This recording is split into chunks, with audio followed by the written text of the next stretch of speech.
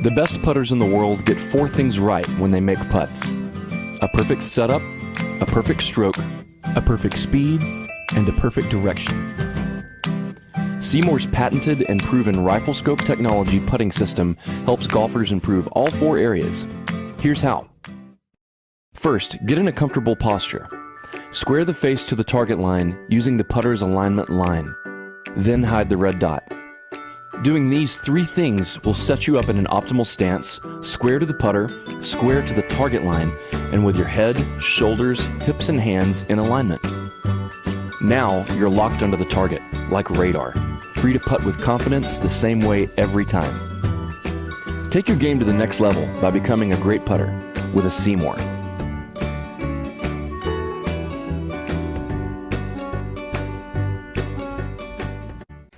Hey Karen, so here's your golf swings today. So let's just move the pressure plates away so you can see what your body's doing. So this is the golf swing on the left is your first golf swing. Mm-hmm. And you see there's no really kind of weight shift to it. It kind of just, there's rotation, right? Mm-hmm. It's a fine golf swing, right? But we want to look at actually the pressure, right, of what your body's doing. And when you swing back, you should get that weight more into your right side, right? You want to get it. It's only 51-49. You're almost even. Mm-hmm. So how can you shift that weight if you're not getting it back? You know, you got to kind of rock back to throw something really far, right, the other way. So get some more weight on the back foot. But more importantly, as you swing down through, if I put you at the impact position, you only went to 56% of your weight is on the left side. You can see that ball is to the left of the green line. Okay. So we had you do a drill. It's called a reach drill. You put the golf ball off your left foot. All we did is kind of mindlessly tell you to hit it.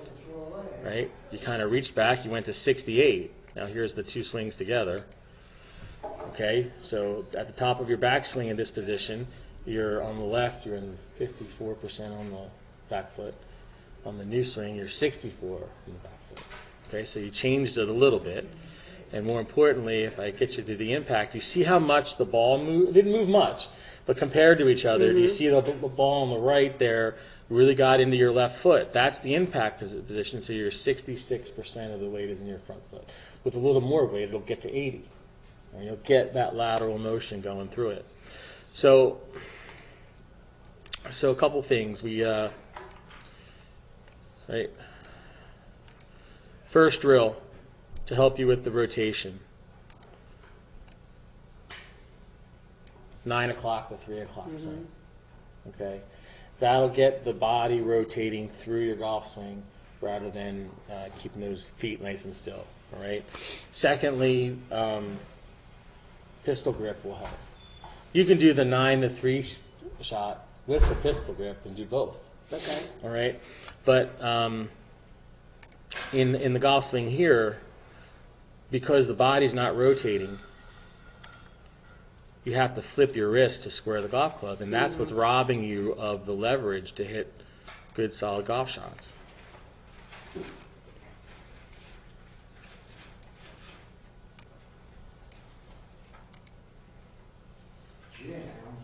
Okay, so if I take you here and look at you, we'll show you Lydia Ko. All right, so this is this little M here on the back of the sponsor sign. Watch how far away she gets. You can see the A. Yeah. Right. There is a lot of difference, right, from her moving to that way. Okay. Now, because she also is a really good rotator in the golf swing, she's able to hold that angle longer. Right? She's a little girl from South Korea, very similar to your height and size. Yeah, you should tell people it's because people are taller that they go. Right. And then she comes along. Right. All right.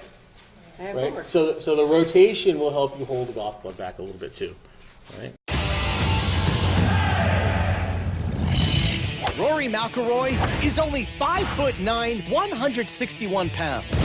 But in the U.S. Open, he bombed his drives an average of over 310 yards. Our question is, how does a golfer Rory's size get so much length off the tee?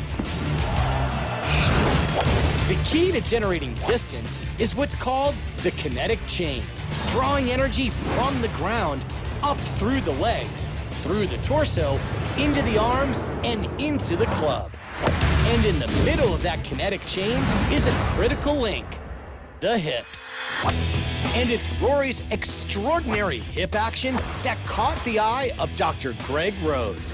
At the Titleist Performance Institute, Dr. Rose has worked with many of the world's best golfers, including Rory, using technology to analyze aspects of the golf swing that are difficult to see with the naked eye.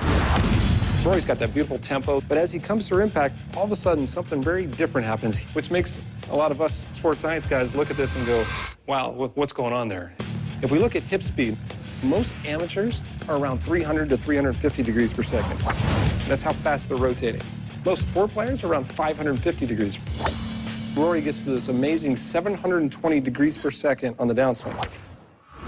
What's truly remarkable about Rory's hip acceleration is that it has another gear, reverse. So if I'm looking at anatomy, you got to understand your abdominals, they run diagonally. Those are called your oblique abdominals. They start on your rib cage and they run down to your pelvis. So imagine it's like a rubber band attached to either side, and as that rubber band is contracting, it's going to grab both sides and pull them closer together. So in Rory's case, those abdominals fire so hard, it actually takes his lower body and it actually spins in the opposite direction. Right there, it's actually moving 377 degrees per second the opposite direction, which is just crazy. In other words, for a split second, Rory's hips actually move backward faster than most golfers ever move their hips forward. This reverse rotation is extremely rare. Out of the hundreds of pros he's analyzed, Dr. Rose has only seen it a handful of times. And while it isn't the key to Rory's length, it's an amazing indicator of the intense torque Rory uses to generate ball speeds of over 175 miles per hour, among the fastest in the world. Of course, Rory McIlroy didn't win the U.S. Open just by being long off the tee. His ball striking helped him set the Open record, hitting an amazing 62 out of 72 greens in regulation. For ESPN Sports Science, I'm John Brinkus.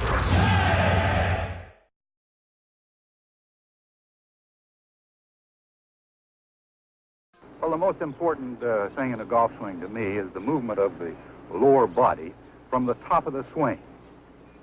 And if you don't mind, I'll demonstrate. First off, you start down below with your knees and your hips. At the top of the swing, you move the lower part of your body, not your shoulders, the lower part of your body, letting your arms and hands follow, bringing you into position to hit. But this is the first movement, there. Then you release at the bottom. Most people do it entirely opposite. They rotate their shoulders first instead of their lower body. As a result, they come across the ball and hit the outside of the ball instead of the back of it.